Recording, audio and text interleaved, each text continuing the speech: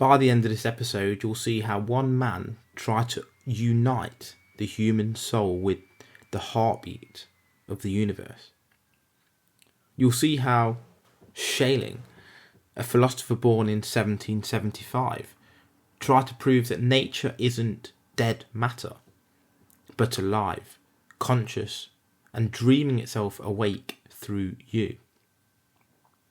This is the story of a forgotten genius, a romantic philosopher who bridged science and spirit, Kant and Hegel, and even idealism and existentialism. Romanticism was a movement in art, literature, and philosophy that celebrated emotion, intuition, imagination, and the beauty of nature over cold logic and reason. It was creativity and feelings as paths to truth, a rebellion against the rigid rationalism of the Enlightenment. This episode is fueled by Strong Coffee Company. Get yours at strongcoffeecompany.com and taste, focus in every sip. Use code VANCRUX1 for 20% off. Picture this: Southern Germany, 1789. A 14-year-old boy named Friedrich walks along a narrow monastery corridor, candle flickering in his hand. The air smells of parchment and ink. He's supposed to be studying theology, but his thoughts wander. He's wondering not who God is, but how the world itself could be divine. At 15, Schelling was already a prodigy, allowed early into the Tübinger Stift, a seminary that bred both pastors and philosophers. There, in a small dorm room, he lived with two other students: Hegel, the future system builder of reason, and Hölderlin, the poet who heard divinity in every breeze.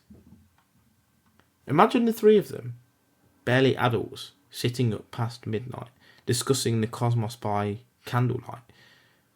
They debated freedom, truth, and the possibility that everything in existence might be connected by one living principle. And Schelling, the youngest, was already the boldest. He dared to claim that nature is spirit made visible, and spirit is nature made invisible. Two sides of the same coin, one breathing organism. So let's pause for a moment. What is idealism? In simple terms, it's a belief that reality is shaped by consciousness, not the other way around. That the mind doesn't just reflect the world, it creates it. But Schelling took it a step further. He said, if the mind creates the world, then nature is the mind's first act of creation. That's Naturphilosophy, the philosophy of nature. To him, the entire universe was a living organism striving to become aware of itself. Think of it like this. A seed doesn't know it's a tree, but within it lies the blueprint of greatness. So too the universe, unconscious at first, slowly evolves through matter, life and thought until it becomes self-aware in you. You are the universe waking up. You are stardust thinking about yourself. In a sense, Schelling's philosophy was both mystical and scientific, a romantic bridge between chemistry, consciousness and creation itself. More Labs has your back. Morning recovery and liquid focus blends backed by science. Check them out at morelabs.com and use code VANCRUX1. For Schelling, freedom wasn't simply the ability to choose. It was the ability to create. The power to bring something new into being, just as nature does. He asked a question that will still haunt a philosopher even today. How can freedom exist in a world governed by laws? To Schelling, the answer lay in art. He called his system aesthetic idealism. The idea that the artist, through creation, reconciles all opposites. Think about it. When you paint, you write or compose, You don't force the world to obey you. You collaborate with something greater.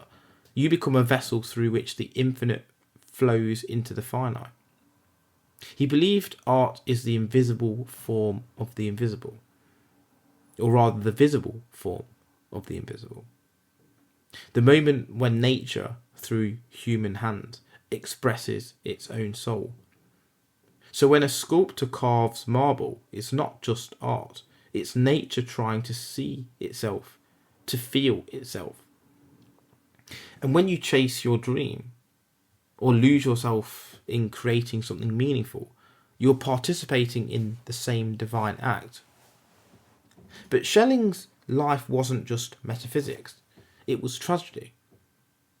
In Jena he fell in love with Caroline Schlegel, an older woman who hosted the greatest romantic periods and minds in Germany. Their affair was passionate, scandalous and doomed. When she died in 1809, Schelling's heart broke and his philosophy turned darker, more mystical.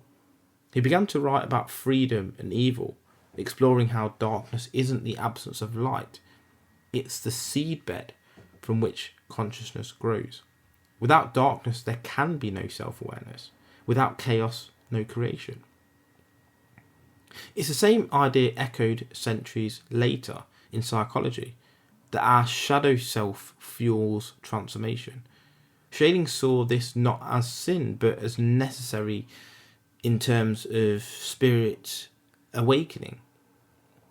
He said, "The beginning of all things lies in the longing to be known." In other words, even the dark side of nature, the wild, the destructive, the chaotic, is part of the same divine story of awakening. Schelling was once a celebrity, admired by Goethe and Schiller, listened to by kings. But as the years passed, his ideas were eclipsed by Hegel, who built a more systematic, rational philosophy.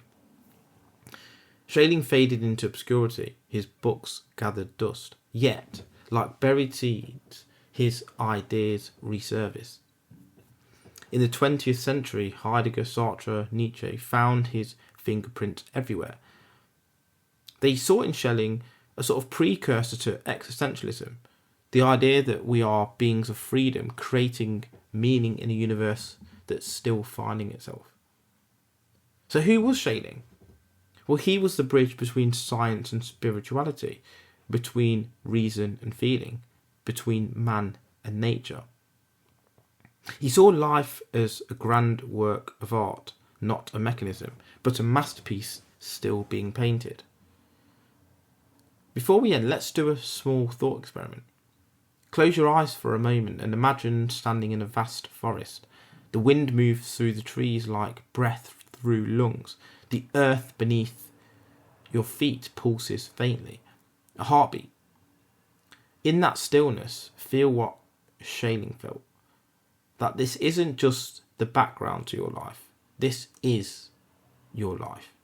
The same intelligence that forms the clouds, the rivers, the stars, it moves through you too. You are the universe waking up. And as Schelling might say, when you create, love, think, or even suffer, it's not you against nature.